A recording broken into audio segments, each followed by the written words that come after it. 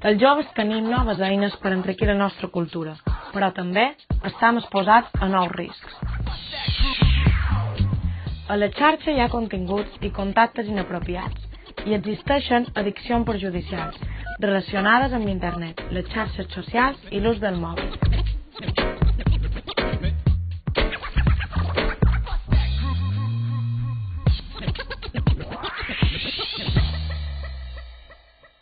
D'omplir molt el mòbil, no sabria estar sense ell.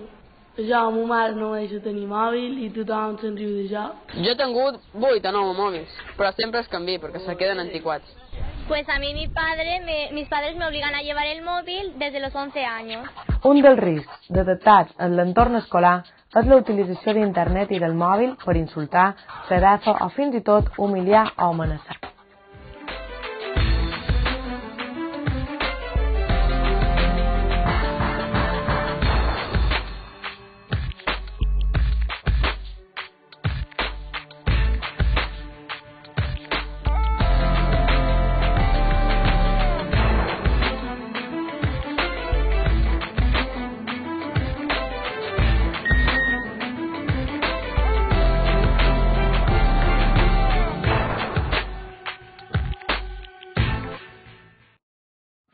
Ciberbullying es cuando se acosa a alguien por medios electrónicos. Ves assetjament a l'espai electrònic o ciberespai. Ciberbullying és insultar o molestar en mitjans tecnològics. Són agressions. Bé, agressions no físiques, però sí amb missatges d'insults, és a dir, agressions psicològiques. El ciberbullying o ciberassetjament és més sigilós i difícil de detectar que l'assetjament. Fins i tot, la víctima pot desconèixer la identitat de l'agressor. En qualsevol cas, es considera una agressió intencionada. Se me van ficar els 20 en la meva contrasenya, se van fer posar per jo i van anar insultant tota la gent. En el xat hi ha moltes identitats falses, jo no m'ho fico. Jo tinc una amiga que quan se va connectar en el 20 se va trobar un missatge privat d'un desconegut que l'amenaçava, l'insultava. Al final va saber qui era i el va aturar. Quan les befes i les agressions se repeteixen i se centren en una persona, deixen de ser bromes i se converteixen en ciberbullying.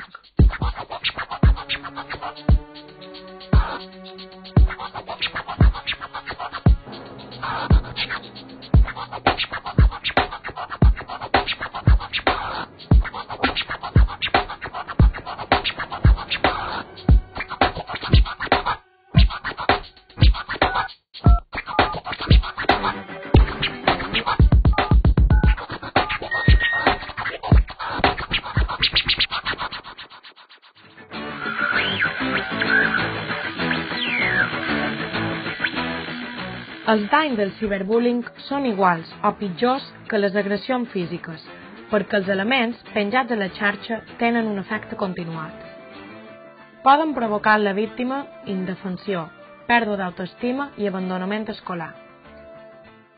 He vist gent que posava fotos a les xarxes socials per enriure-se d'altres persones i és una situació desagradable perquè és molt difícil evitar que la gent s'enriï d'aquesta persona perquè estan tots junts i si tu dius qualque cosa se fiquen amb tu. Vaig pujar fotos a xarxes socials i me van fer una molt mala jugada i he hagut de posar privacitat per tot, a les fotos, per poder-me protegir. Jo he vist insults pels 20, Facebook i Messenger, però jo no m'he volgut ficar perquè podria rebre.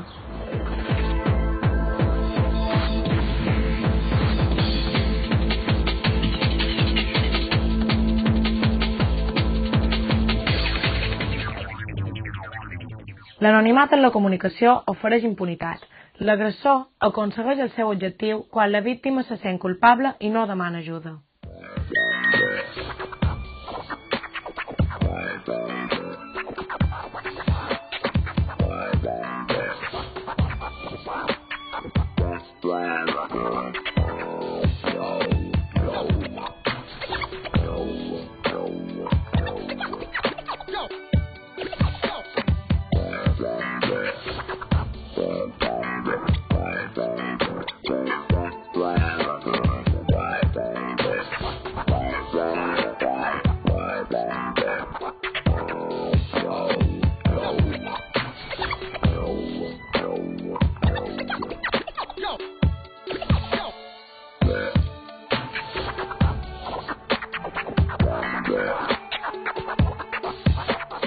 Acceptar l'assetjament ens converteix en còmplices.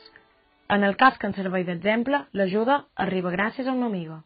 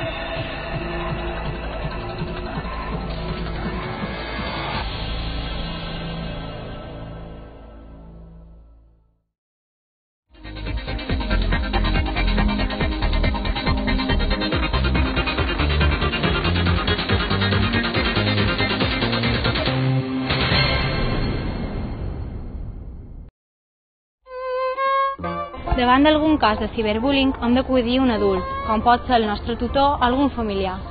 Ens hem de solidaritzar amb les víctimes i no amb els agressors. Les víctimes de ciberbullying necessiten la nostra ajuda. Per penjar una foto o un vídeo hem d'estar segurs que no perjudicarà ningú. Si me provoquen amb insults, el millor és no contestar.